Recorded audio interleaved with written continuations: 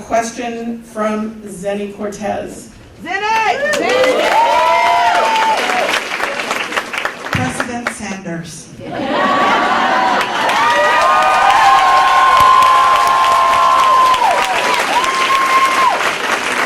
Some of the supposed experts admit you are striking a broad chord across the country, but only business as usual candidates can win.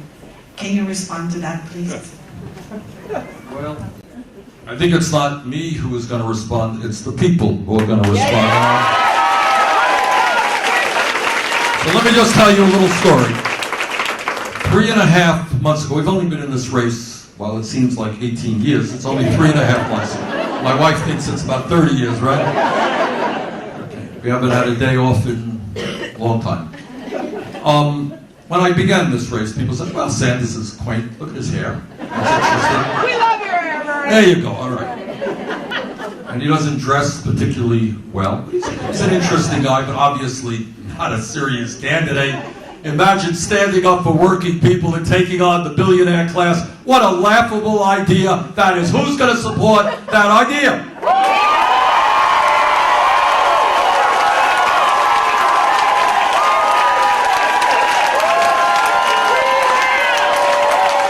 Then, the campaign progresses. We have a rally in Denver. 5,000 people come out. We have a rally in Minneapolis. 7,000 people come out. We have a rally in Dallas, Texas, not the hotbed of progressivism in America. 8,000 people come out. We have a rally in Madison, Wisconsin, 10,000. A rally in Phoenix, 11,000. 2 nights ago, we had a rally in Seattle, 15,000. Last night in Portland, it was unbelievable. 28,000 people came out. And tonight we're doing a rally. After we leave here, we're flying to LA and we're doing a rally. All right. But it's not only that. What they are saying, and here's the interesting point. What they're saying, okay, Bernie, yeah, you're striking a nerve. You got all these crazy nurses with you, you know. You got millions of people. Okay, but here's the real story, Bernie. You don't have a super PAC. Where is your billionaire to buy the election for you? And what I have said to them, I ain't gonna have a super PAC. I don't need billionaires, and I am very proud. I want you all to hear this. We have, up to this point, more people, more individuals contributing to our campaign than any other campaign. And do you know what the average contribution is? Average contribution is $31. Wow. So this is a people's campaign. So it goes without saying that we will be outspent. And for the media, that's the main thing. Where's your billionaire? How many hundreds of millions you're gonna raise? We are going to raise, we'll be outspent, but we will raise enough money to run a winning campaign because, and this is what we're seeing here today, we are putting together a grassroots movement of millions of people. That's how we're gonna win this.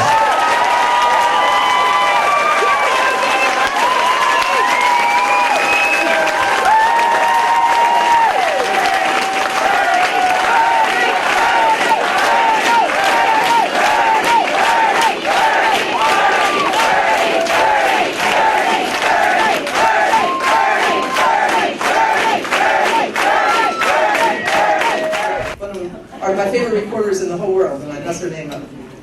Just don't mess my name up. What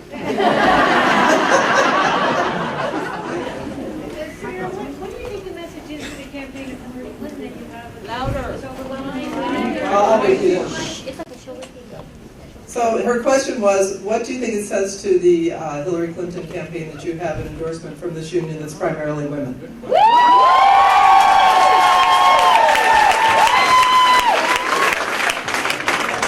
I think all of us want to break down every aspect of sexism in this country. Yes. And let me repeat what I just said the other day on a national television show. And that is, I think some of the attacks, on Hillary Clinton are sexist. And that's unacceptable. And I am going to run a campaign which is based on issues where Hillary Clinton and I have serious disagreements. Not going to be personal attacks, not going to be gossip. It's going to be on the issues.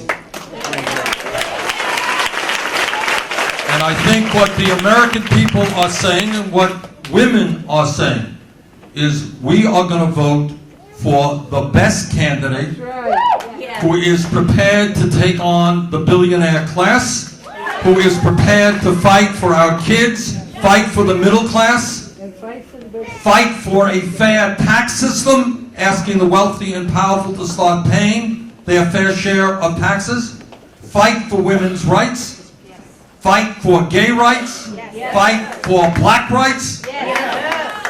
And I think many women and men are coming to the conclusion that Bernie Sanders is that candidate.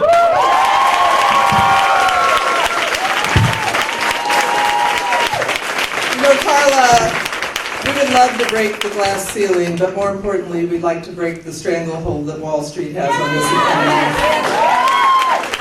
Josh Richmond from the Oakland Tribune. Hey, Josh. You're here in a city that has been racked by racial tensions, attention to the Black Lives Matter movement from Oscar Grant forward. A couple of days ago in Seattle, you had your microphone commandeered by activists. Like two people. By two people. But we've seen a variety of tactics here, from nonviolent protests to property damage. You had that experience in Seattle. What do you think are the appropriate tactics? What should people be doing? I think the goals of the Black Lives Movement are absolutely right. We are going to end institutional racism.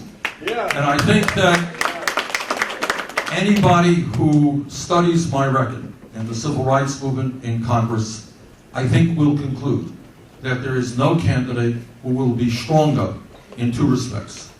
Number one, the absolute need to end institutional racism and the fight for real criminal justice reform. Enormous issue. But there's another issue. And I want to remind people, not everybody agrees with me, but I think it's important. When we talk about racial justice, all of you will remember that when Martin Luther King Jr. led the March on Washington.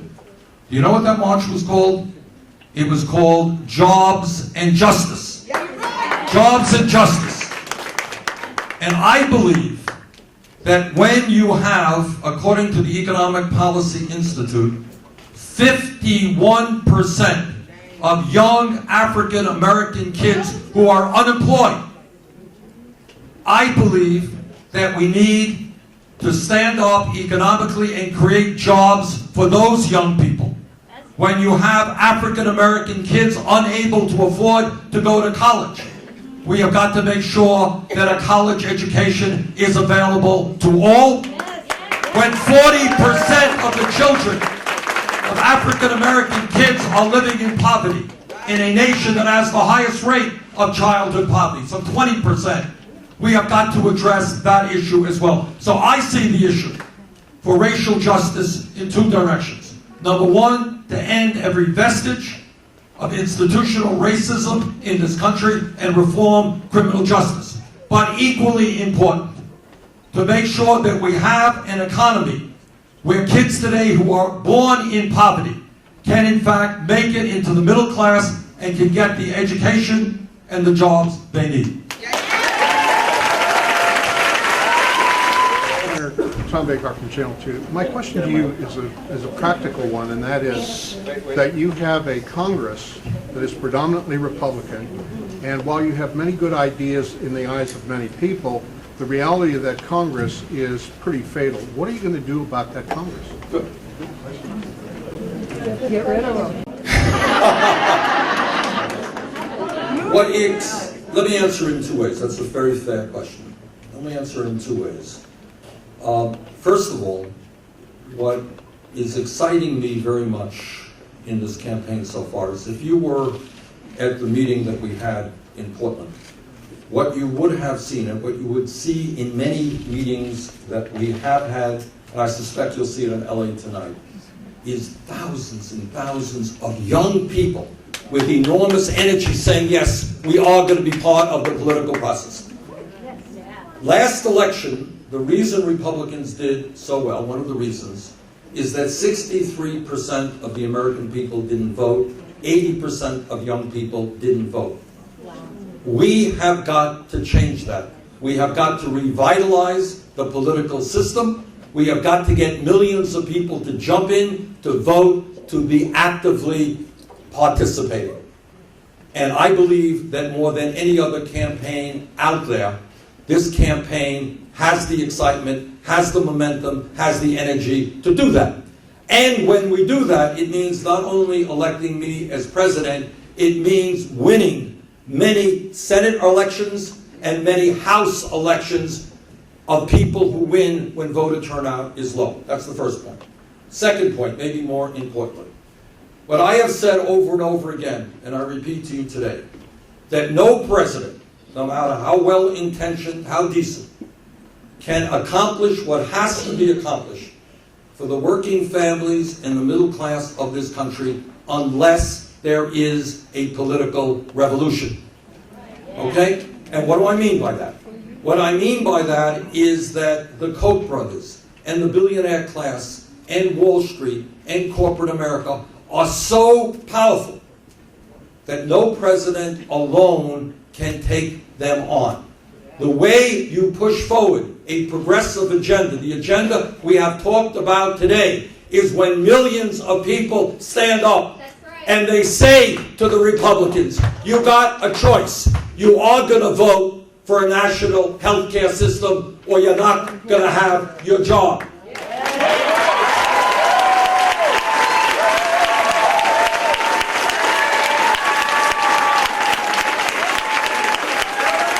I can't do it alone.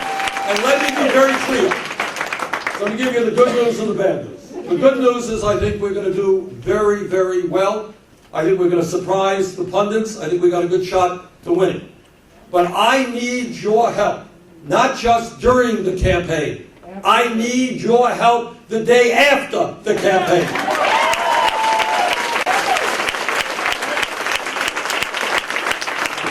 I need you, the trade union movement, and millions of Americans to tell the United States Congress, you know what? You're going to start reflecting the needs of the American people and not just wealthy campaign contributors. Yes. Senator Sanders, I'm asking this question on behalf of nurses all across the country. Nurses are having a hard time providing safe care for our patients because of disastrous short staffing and poor working conditions, as too many hospitals put their profits and bottom line over patient safety. I read that you are a supporter of national legislation that NNU has sponsored that would require all hospitals to establish specific limits on the number of patients that each RN can take care of at all times. How can we convince Congress to do what's right in staffing for our patients and profession? Well, to answer your question, you're absolutely right. I do support 100% that I'm co-sponsor of legislation for sensible and safe staffing ratios.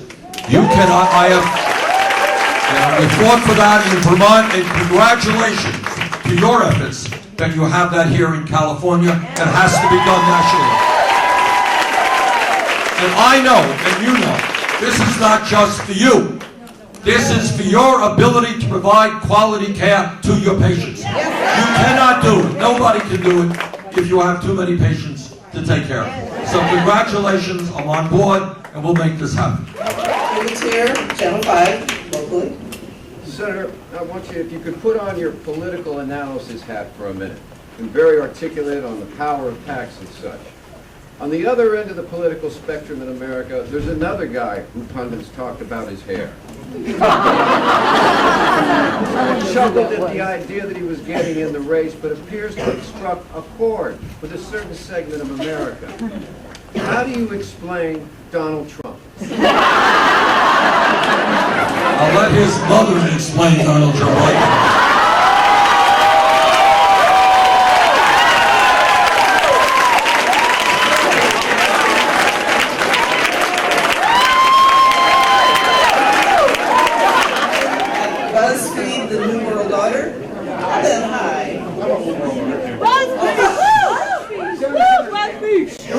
campaign to work you up to convert days like today, last night's rally with big crowds in Portland, and the rally before that in Seattle, into votes in Iowa and in New Hampshire. What are some of the practical steps you're doing to make that happen? Good question. And you're absolutely right.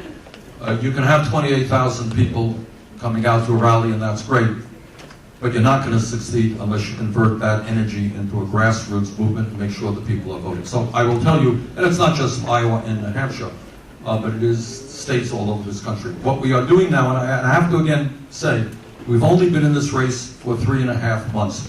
4 months ago, my wife will tell you, we were not sure we were going to do this thing. So we started with no organization. So what are we doing? Right now, if my memory is correct, Phil, correct me if I'm right here, I think we have about 25 people on the ground in Iowa. Okay. Iowa has an unusual caucus process. It requires a lot of door knocking and phone calling, and that is exactly what we are doing. And I'm proud of the effort that we're making in Iowa. In New Hampshire, as you may know, the polls have us doing pretty good. We are going to mount a massive grassroots campaign in New Hampshire as well. We're starting to gear up in South Carolina and in Nevada and in other states as well. But I will not deny to you that we've got a lot of work to do. But at the end of the day, I think what we are going to put together is exactly what you're seeing here. Most of the people in this room, unless I'm mistaken, are not millionaires or billionaires. But they love this country, and they're prepared to fight for this country, and they are prepared to get involved in a grassroots movement. I think we're going to bring millions of people into that movement, and that's how we're going to win this election. The next question comes from a nurse who works in Kansas City, Missouri, and has traveled from there to be with us in Oakland today. Leslie Remington, what is your question? All right!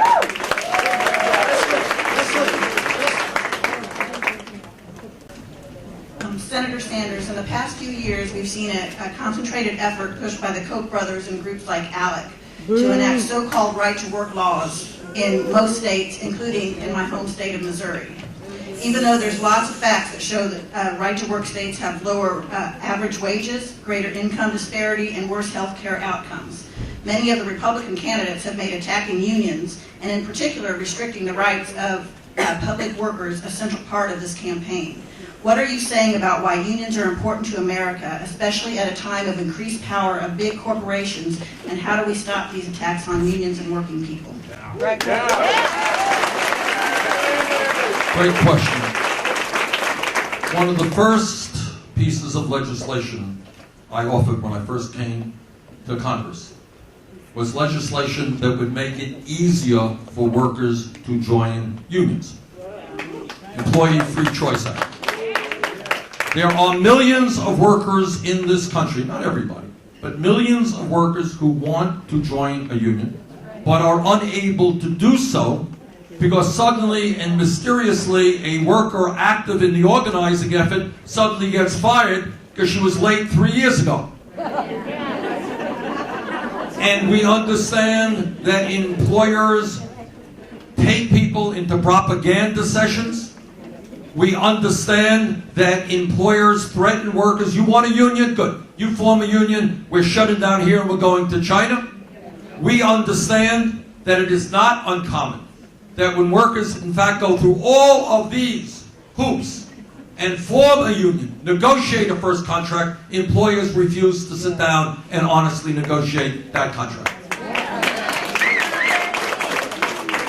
So I am a strong, strong supporter of the Employee Free Choice Act, which very simply says that if 50% of the workers in a bargaining unit plus one sign a card saying they want a union, they will have that union.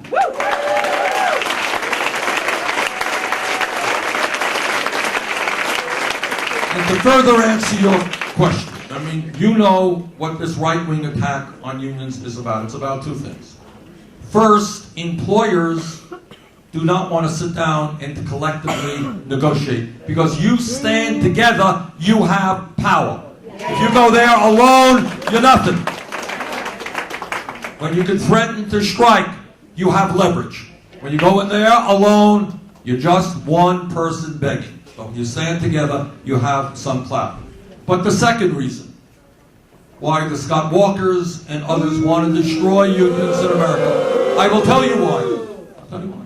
It is a very political reason, and that is that right now, given the power of the billionaire class in corporate America, given Citizens United, which allows the Koch brothers and others to buy politicians, the trade union movement in America and you all are the last line of defense for working people against corporate greed.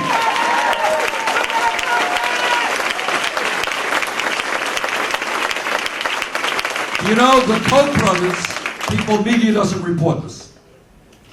Back in 1980, David Koch ran for Vice President of the United States on the Libertarian Party. This was his agenda then, and I believe this is still their agenda.